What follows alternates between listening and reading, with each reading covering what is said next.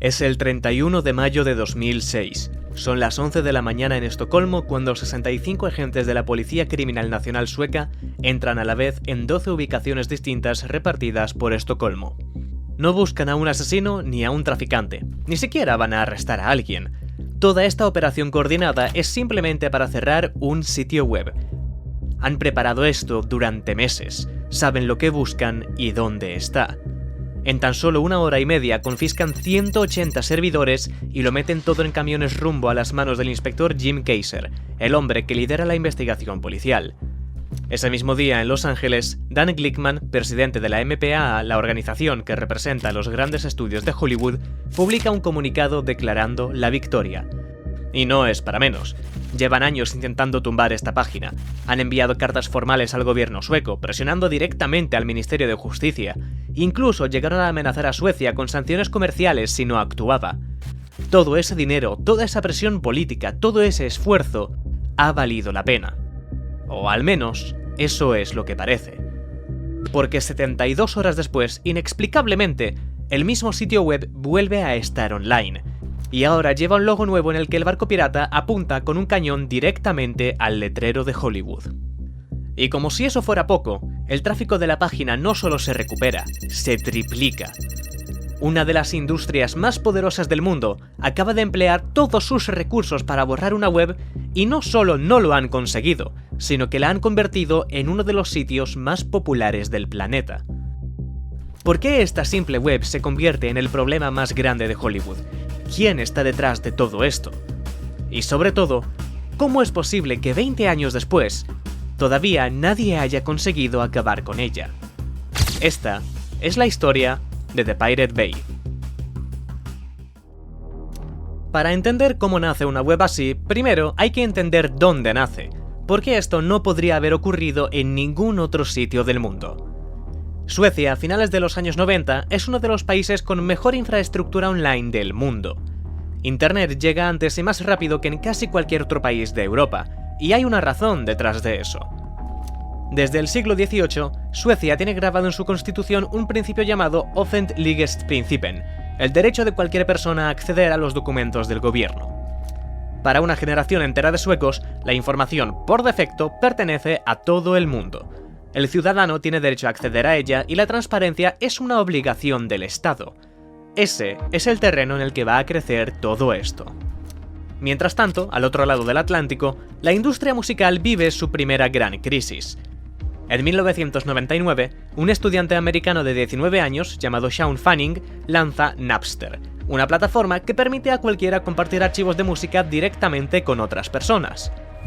En 18 meses alcanza 80 millones de usuarios, el crecimiento más rápido que ha visto Internet hasta ese momento. Inmediatamente la industria entra en pánico, presiona a los tribunales, y en 2001 consigue lo que quiere.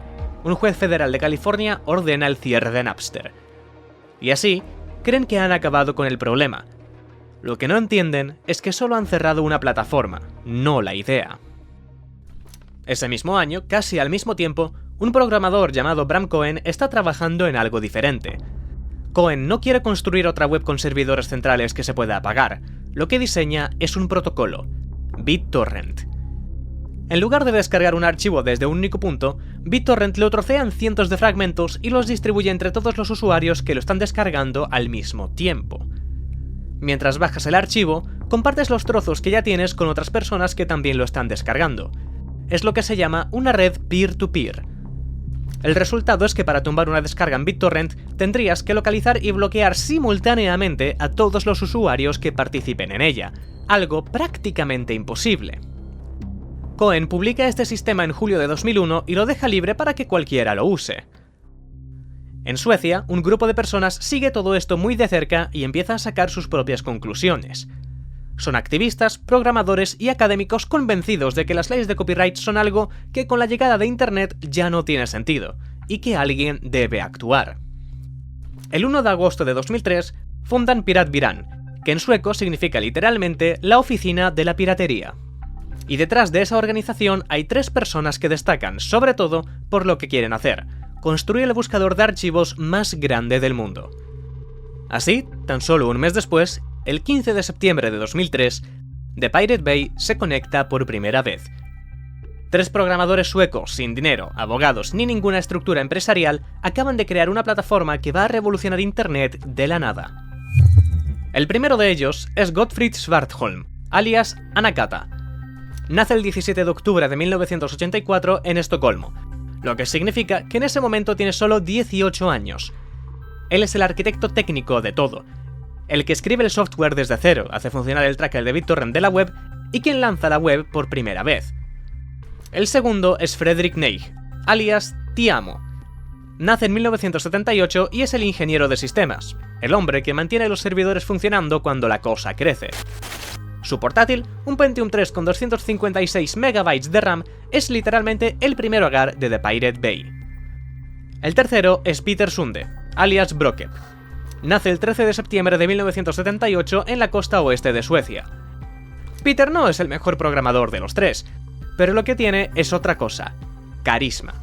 Sabe hablar, comunicar y convertir todo en una causa. Estos son los 3 hombres que van a enfrentarse a la MPAA, a las embajadas americanas y a los tribunales suecos. La guerra contra la industria cinematográfica ha empezado. Pero hay algo que muy poca gente sabe, y es que la web no nace en Suecia, nace en México. Gottfried Svartholm está trabajando en ese momento para una empresa mexicana, y sin pedirle permiso a nadie, usa el servidor de su empresa para poner en marcha la web. Y poco después, cuando lo descubren, él simplemente traslada todo a Suecia. La web acaba en el portátil Pentium de Fredrik, que en ese momento está metido debajo de una cama en la habitación de los padres de Gottfried. Esa máquina hace simultáneamente de servidor web y de tracker de BitTorrent para todos los usuarios que quieran conectarse. En sus primeros días, la web tiene apenas unos cientos de usuarios, todos son parte de la comunidad de Piratvirán. Pero rápidamente, el sitio empieza a crecer de forma brutal. Desde 2003, la industria está consiguiendo cerrar las webs de descarga más grandes del mundo, y cada vez que una cae, todos terminan yendo al mismo sitio: The Pirate Bay. La web es muy básica, no tiene una interfaz ni sistema de recomendaciones, solo un buscador de torrents. Pero a pesar de todo, a finales de 2004, ya supera el 1.000.000 de usuarios al mes, y los 60.000 archivos disponibles. Pronto la web pasa a ser una infraestructura global que necesita más servidores, ancho de banda y una estructura propia para seguir creciendo. Y es Fredrik quien resuelve el problema. Propone crear sus propios servidores, su propio ancho de banda, su propia infraestructura. Así nace PRQ, una empresa de hosting con una sola regla: alojamos cualquier cosa y no guardamos registros. Y es ahí cuando entra un cuarto nombre en la historia: Carl Lundström, el nieto del fundador de Wasabröd, la marca de pan crujiente más grande del mundo. Desde 2004, Carl usa parte de su fortuna para dar a The Pirate Bay todo lo que necesita, a cambio de un 40% de participación en la web. Lo que Lundström todavía no sabe es que esto, en el fondo, no va de dinero, y que esa participación, algún día, va a costarle muy cara.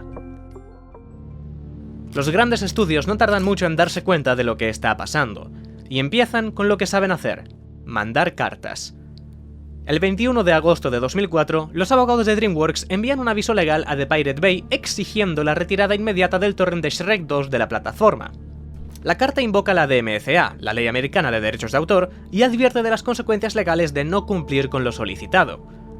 Es una carta estándar que los estudios envían de forma masiva y que normalmente resuelve el asunto en horas.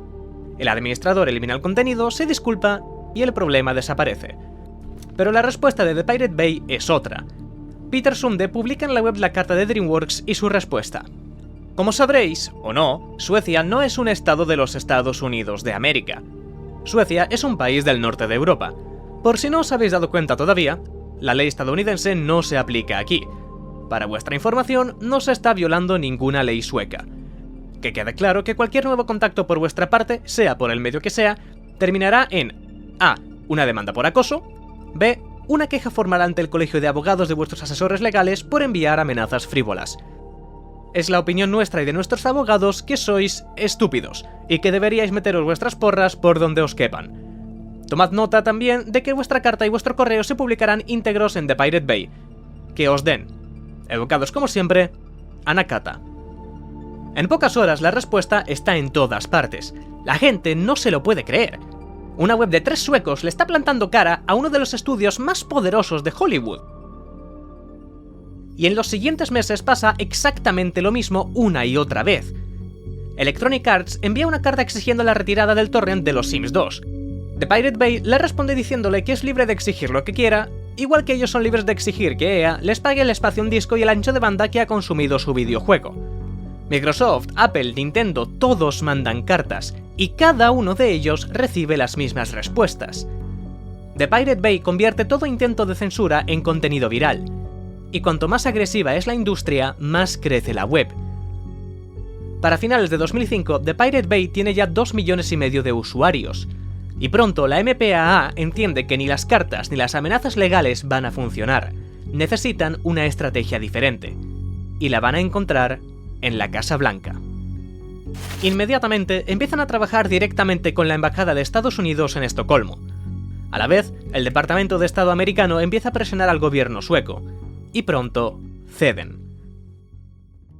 El martes 31 de mayo de 2006, a las 11 de la mañana, 65 agentes de la Policía Criminal Nacional Sueca aparecen en 12 lugares distintos repartidos entre Estocolmo, Västmanland y Västra Götaland. El objetivo es PRQ, la empresa de hosting cofundada por Gottfried y Fredrik que almacena The Pirate Bay. Los agentes presentan la orden, acceden a las salas de servidores y empiezan a desconectar y embalar absolutamente todo lo que encuentran. Cuando terminan, varios camiones salen del edificio cargados con 186 servidores confiscados. Gottfried Svartholm, Fredrik Neij y Michael Viborg, el asesor legal de The Pirate Bay, son llevados a comisaría para ser interrogados. Sin embargo, los 3 son liberados esa misma noche sin cargos formales, de momento. Ese mismo día, desde Los Ángeles, la MPAA publica un comunicado. The Pirate Bay era una de las mayores fuentes de películas pirateadas para gente de todo el mundo, y a partir de hoy ya no lo es. Las acciones llevadas a cabo hoy en Suecia son un recordatorio para los piratas de todo el mundo. No hay refugios seguros para los ladrones de derechos de autor en Internet. El robo de propiedad intelectual es un problema para la industria del cine en todo el mundo, y nos alegra que las autoridades suecas hayan ayudado a impedir que The Pirate Bay siga facilitando el robo masivo de copyright en la red. Hollywood ha ganado. The Pirate Bay está muerta. Y así habría sido, de no ser porque tan solo unas horas antes, Gottfried Svartholm llamó a Fredrik. En los meses anteriores habían detectado que alguien los seguía, que había investigadores privados tomando fotos cerca de sus instalaciones y movimiento inusual alrededor de sus oficinas. Pero fue esa misma mañana, unas horas antes, que Gottfried le avisó de que había agentes en sus oficinas, y le pidió que bajara al centro de datos lo antes posible. Fredrik salió corriendo hacia las instalaciones, y nada más llegar al centro hizo una copia de seguridad de toda la web, la infraestructura, la información que hacía funcionar el tracker y todo lo que habían construido en los últimos 3 años. Esa decisión, tomada en cuestión de minutos bajo presión, es la razón por la que esta historia no terminó aquí. 72 horas después, The Pirate Bay vuelve a estar online desde servidores en Holanda. Y no vuelve en silencio. Reaparece con un mensaje en la página de inicio. Bienvenidos a The Police Bay. Y con un logo nuevo, el barco pirata de siempre, pero ahora con un cañón apuntando al letrero de Hollywood. La copia de seguridad que Fredrik hizo ha funcionado. The Pirate Bay está online y con más usuarios que nunca. El partido pirata sueco, que en ese momento tiene 2.200 miembros, pasa a 6.600 en una semana. En las calles de Estocolmo hay ciudadanos ondeando banderas pirata. Y mientras todo esto pasa fuera, la web de la policía sueca cae por sobrecarga el 1 de junio, y vuelve a caer el 3. Miles de personas anónimas en todo el mundo la están atacando de forma coordinada. Porque todo esto pasa en un país cuya constitución tiene un principio llamado Ministerstyre, que prohíbe expresamente a los ministros del gobierno intervenir en casos policiales o judiciales individuales. Lo que significa que lo que acaba de pasar va contra la propia ley de Suecia. La redada más grande de la historia de Internet acaba de convertir a The Pirate Bay en un símbolo de resistencia global. Y la plataforma no solo sobrevive, sino que crece más rápido que nunca. La cobertura mediática de la redada ha llegado a millones de personas que nunca habían oído hablar de esta web, y todas ellas quieren saber cómo funciona. El tráfico que llega en los meses siguientes es tan grande que el sitio entra por primera vez en el top 100 de páginas más visitadas de todo Internet. una web de torrents gestionada por 3 personas en Suecia está recibiendo más visitas que la gran mayoría de medios de comunicación, portales de noticias y servicios online del mundo. Hollywood ha conseguido exactamente lo contrario de lo que pretendía. Mientras tanto, The Pirate Bay está reforzando su arquitectura técnica para que ninguna redada futura pueda volver a tumbarla. Los servidores se distribuyen entre varios países con legislaciones distintas, y PRQ, su empresa de hosting, se anuncia públicamente como un servicio de alojamiento ultra seguro sin preguntas, diseñado específicamente para resistir presiones legales. Pero mientras la web crece y la industria sigue presionando, algo más está pasando. En septiembre de 2007, después de explotar una vulnerabilidad de firewall, un estudiante de instituto llamado Ethan consigue acceder a los sistemas internos de una empresa llamada Media Defender, que trabaja directamente para los grandes estudios de Hollywood. Y lo que encuentra son correos que revelan que Media Defender ha estado pagando a hackers para atacar los servidores de The Pirate Bay de forma ilegal. Lanzan ataques de denegación de servicio, estrategias para inundar las redes con archivos falsos y corruptos. Pero hay algo más. Suben archivos falsos a la web. Si alguien los descarga, Media Defender obtiene su dirección IP, y con esa información mandan cartas intimidatorias a domicilios particulares exigiendo el pago de miles de euros en concepto de daños. Ethan filtra los 6.621 emails, y The Pirate Bay no tarda en reaccionar. Con los correos como prueba, presenta cargos penales ante la policía sueca contra 20th Century Fox, EMI Universal Music, Sony, Paramount, Atari, Activision y Ubisoft, acusándolas de sabotaje de infraestructura, hacking y spam. Gracias a la filtración de correos de Media Defender Defenders, ahora tenemos pruebas de algo que llevábamos tiempo sospechando. Las grandes discográficas y estudios de cine están pagando a hackers profesionales, saboteadores y atacantes de DOS para destruir nuestros servidores. Finalmente, el caso no termina en nada, pero el daño a la reputación de la industria ya está hecho. Pero justo cuando parecía que lo peor ya había pasado, llega el escándalo Kaiser, que convierte todo lo anterior en un problema casi menor. Jim Kaiser es el inspector de la policía sueca que ha liderado la investigación contra The Pirate Bay. Es el principal investigador del caso, la persona que ha construido todo el expediente y el testigo policial más importante. Pero en abril de 2008 comete un error enorme. Publica en su perfil de Facebook que ha comenzado a trabajar para Warner Bros., uno de los estudios demandantes. Lo elimina rápidamente cuando se da cuenta de lo que verdaderamente ha hecho, pero ya es demasiado tarde. El equipo ya tiene capturas de pantalla y publica inmediatamente un comunicado acusándole de haber aceptado un empleo en una empresa que les está intentando llevar a juicio como recompensa por su trabajo en el caso. Y la cosa se complica más cuando el periódico sueco Sydsvenskan descubre que no solo le aseguraron un trabajo, sino que empezó a trabajar mientras la investigación seguía abierta. The Pirate Bay presenta una denuncia formal por soborno, pero la denuncia tampoco sirve de nada. Kaiser no solo no es investigado, sino que termina dirigiendo la unidad de delitos informáticos de la policía sueca. El juicio está a punto de empezar y ya hay algo que no encaja. El 16 de febrero de 2009, en el Tribunal de Estocolmo, el proceso comienza. Los acusados Fredrik Neich, Gottfrid Svartholm, Peter Sunde y Carl Lundström se enfrentan a 34 cargos por promover la infracción de derechos de autor. En principio, la fiscalía pide 2 años de cárcel para cada uno y 13 millones de dólares como compensación.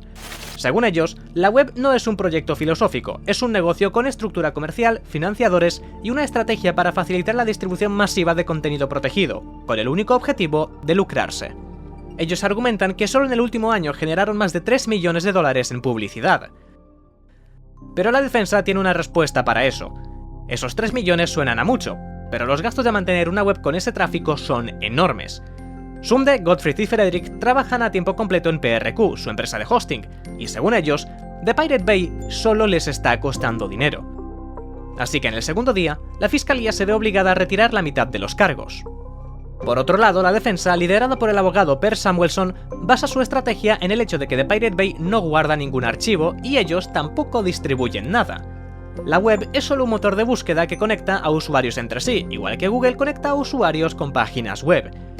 Y es un servicio que puede usarse tanto de forma legal como ilegal. De la misma forma, fabricar coches que pueden circular a más velocidad que el límite permitido no convierte al fabricante en cómplice de cada conductor que se salta un radar. Durante los días siguientes, el tribunal escucha a testigos de ambas partes. Unos dicen que la piratería destruye la industria. Otros presentan datos que sugieren que los consumidores que más descargan son también los que más compran contenido legal. El 17 de abril de 2009, a las 11 de la mañana, el juez Thomas Nordstrom lee el veredicto final. Culpables, los 4. 1 año de prisión para cada uno y $3,5 millones en daños. El tribunal declara que la operación se ha llevado a cabo de forma comercial y organizada, y que los acusados han incitado los delitos al proporcionar la infraestructura técnica que los hace posibles. Nada más salir del juzgado, Peter Sunde habla con la prensa. Para él, el veredicto no tiene ningún sentido, es una locura. El Partido Pirata Sueco, que en ese momento tiene unos 15.000 afiliados, recibe en las siguientes horas miles de solicitudes de ingreso, llegando hasta más de 40.000. En Estocolmo, Gotemburgo, Karlstad y Lund la gente sale a la calle a protestar. Y la historia, lejos de terminar, acaba de empezar. Porque poco después del veredicto sale algo a la luz que lo cambia todo. El juez, Thomas Nordstrom, es miembro de la Asociación Sueca de Derechos de Autor, una organización que trabaja activamente para fortalecer las leyes de propiedad intelectual, y en cuyo consejo directivo están Peter Danowski, el abogado que ha representado a la industria musical en el juicio, y Monique Watstedt, la abogada que ha representado a Hollywood. El juez que ha firmado el veredicto está en la misma organización que los abogados de la acusación. Y además, Nordstrom trabaja para la Fundación de Infraestructura de Internet sueca, donde su compañera directa es, de nuevo, Monique Watstedt. Pero si eso ya es complicado de explicar, se hace público que Thomas Nordstrom es el mismo juez que firmó la orden formal de la redada de 2006. En pocas horas, la noticia sale en los principales periódicos suecos como Sydsvenskan, Aftonbladet y Expressen. Peter Althing, el abogado defensor, pide un nuevo juicio de inmediato, y la presión mediática es tan grande que hace que el Tribunal de Apelación se vea obligado a revisar el caso. Durante casi un año, los medios cubren el caso día a día. Hay manifestaciones en varias ciudades, y el debate ya no es solo si The Pirate Bay tiene razón o no, es si el sistema judicial sueco ha funcionado bien. Finalmente, el 26 de noviembre de 2010, el Tribunal de Apelación tiene un resultado. Los 4 vuelven a ser declarados culpables, pero las penas se modifican.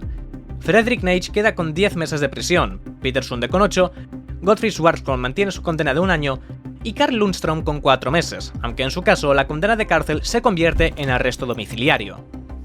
Pero lo más extraño de todo es que la multa total no baja, sube, a $6,5 millones.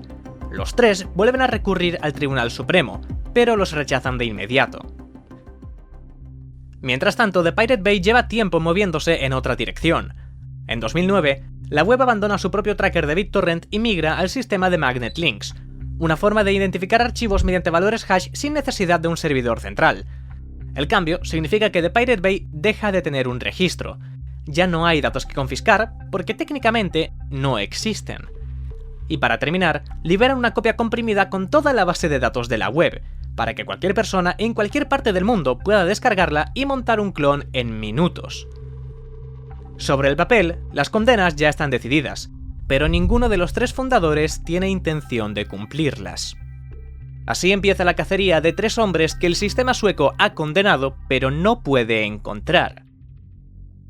Gottfried es el primero en desaparecer. Después del veredicto de 2009, ni siquiera vuelve a Suecia para el segundo juicio. Se muda a Camboya, específicamente a Phnom Penh, y vive allí varios años con un perfil bajo. Él elige precisamente Camboya, ya que no tiene tratado de extradición con Suecia. Pero aún así, el 13 de septiembre de 2012, la policía llama a su puerta y lo detiene. Un país sin acuerdo de extradición lo entrega. ¿Por qué? Varios periódicos publican que justo en esas fechas, el gobierno sueco envía al gobierno camboyano unos 50 millones de euros en forma de ayuda al desarrollo. Suecia niega cualquier relación entre ese dinero y la deportación de Gottfried, pero los tiempos cuadran y eso es algo que nadie ha conseguido explicar del todo. Peter Sunde toma la decisión de cruzar la frontera hasta llegar a Berlín, donde monta una nueva vida. Funda Flutter, un sistema de microdonaciones que permite a los usuarios financiar directamente a creadoras de contenido, el inicio de lo que años después inspirará a la creación de Patreon. Da charlas, escribe artículos, incluso aparece en documentales, vive en distintas ciudades constantemente.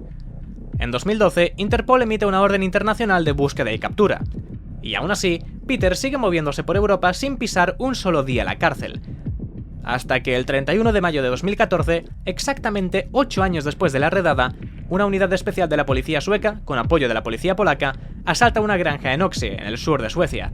Peter está dentro de visita familiar. Le detienen y le trasladan a prisión. Fredrik Neij decide irse a vivir a Laos con su familia. Allí construye una vida tranquila. Desde 2012 cruza la frontera hacia Tailandia. Lo hace casi 30 veces en 2 años.